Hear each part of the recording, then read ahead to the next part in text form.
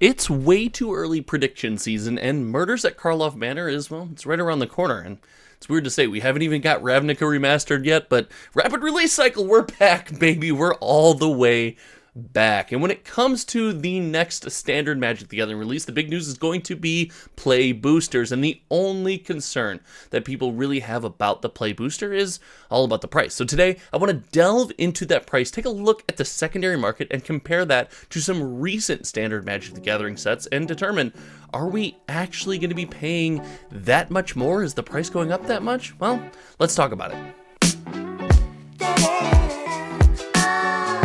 Now, the conversation about price in the world of Magic the Gathering is one that can be tumultuous, or however you say that word. People are going to get angry no matter what you say. But I want to preface this by saying that Magic the Gathering product, for a lot of the tentpole releases, the crazy Universes Beyond stuff, it's just too much. They charge too much. Look at Commander Masters as a prime example, a set that had an opportunity to be something incredible and instead was just kind of, felt like it was just pulling at our wallet rather than pulling at our heart like a master set should. So with that being said, Magic the Gathering price, it's a controversial topic, and Magic the Gathering product is often too expensive. But in the world of comparing the price of existing Magic the Gathering products to one another, standard Magic the Gathering sets genuinely come out on the cheaper end. And as someone who loves Magic the Gathering, it's a fun way for me to still interact with my game and not necessarily have to pay an insane premium to do so. I am a big fan of standard sets. When I started Magic content on the channel,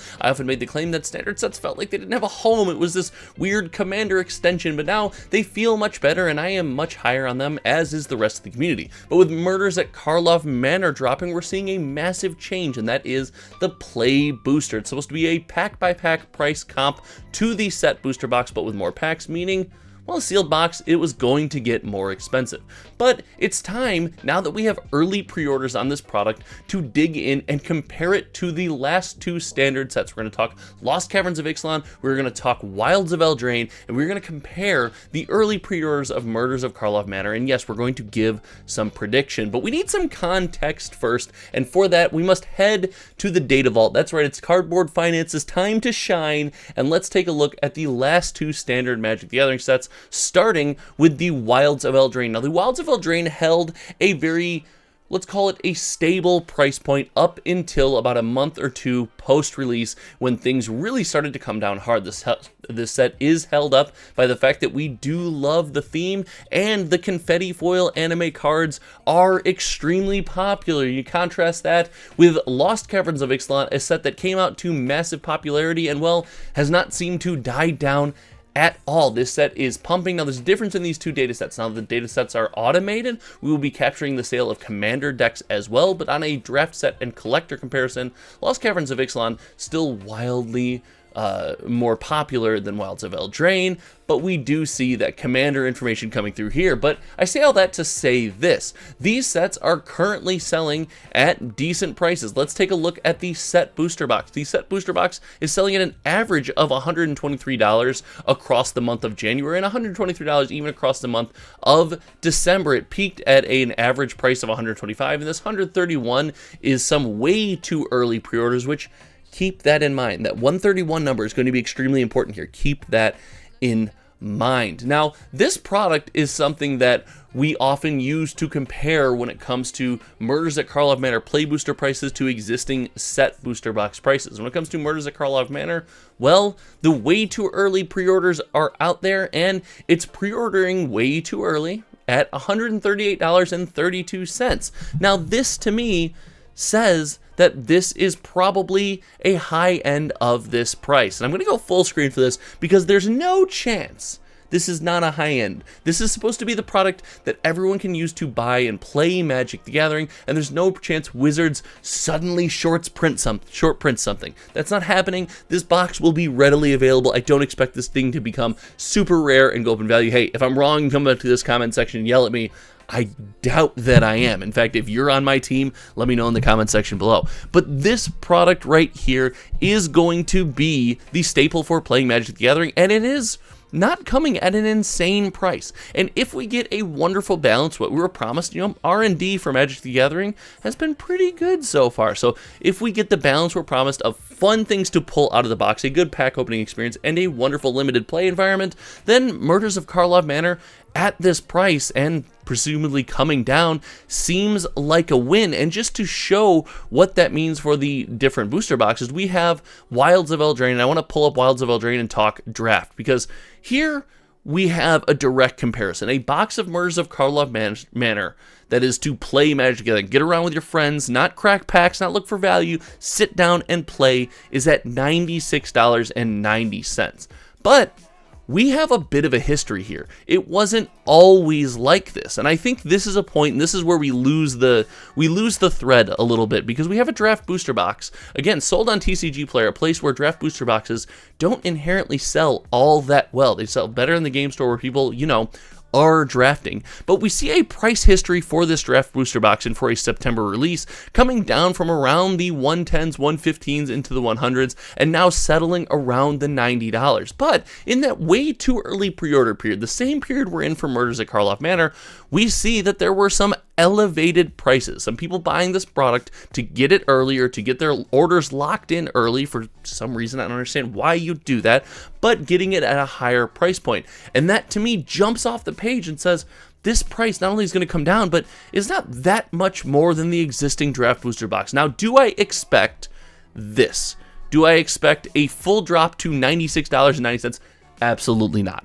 I don't think that's realistic at all. Especially if Murders at Karlov Manor is a good set, which, spoiler alert, the good sets in this model are going to cost us more, and the bad sets are going to cost us less. How the Magic the Gathering open market works. But I do think we were going to see something more comparable to something like the Wilds of Eldraine set booster display. Now, we have some history with this product as well for the set booster display. This was a product that carried this set, and because it carried the set, these are the average prices paid for the products that actually sold on TCG Player. This graph right here that we're looking at ignores listings. It has nothing to do with, oh, I listed this at 128. No, it's the products that actually moved out the front door, and these were their average prices on given months. Now, I expect this with the recent surge in Wilds of Eldraine to go up as the month progresses. Make sure you're subscribed as we follow stuff like that. But I do think we will see a price comp of something like the set booster box with a slight increase. And, so far, all evidence is pointing to that's what we're looking at right now. Now, on the flip side, there's a wonderful version of this where we experience something like the Lost Caverns of Ixalan set booster box. A set booster box that is a little bit more stable in prices, not seeing a recent resurgence, but is more kind of stabilized around the 120 mark, and it's selling in fantastic numbers. We are just continually happy to buy this product. And if that becomes the world for Murders of Karlov Manor, I could see this settling around $130, which is roughly an $8 increase in buying a sealed box that is supposed to give you more versatility. A product with which you can use to crack packs, or a product that you can use to actually sit down with your friends and play Magic the Gathering. And I say all that to say there's been a lot made about this price increase. The price increase has been the talk of the town, and I want to be on the record. Price increases, for me, the consumer, are never a good thing. But the secondary market and the Magic ecosystem generally solves a lot of that for us.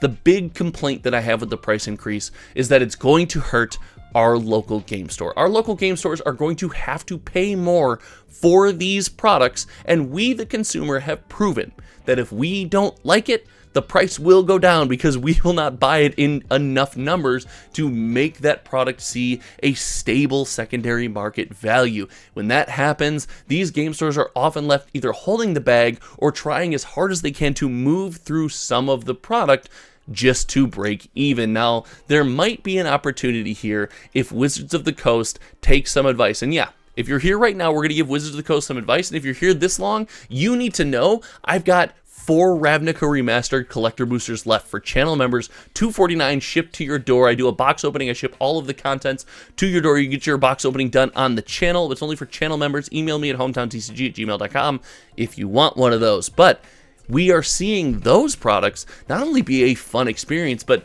seemingly not like limited. They're not hard to come by. And I will not be Dominaria Remastered it again, Wizards of the Coast. I know that you're going to release a ton of these, and the value of that product is going to tank, and I am not buying at this price quite yet. $249, I'd buy it, but at the $266, $270, I don't think I'm there yet.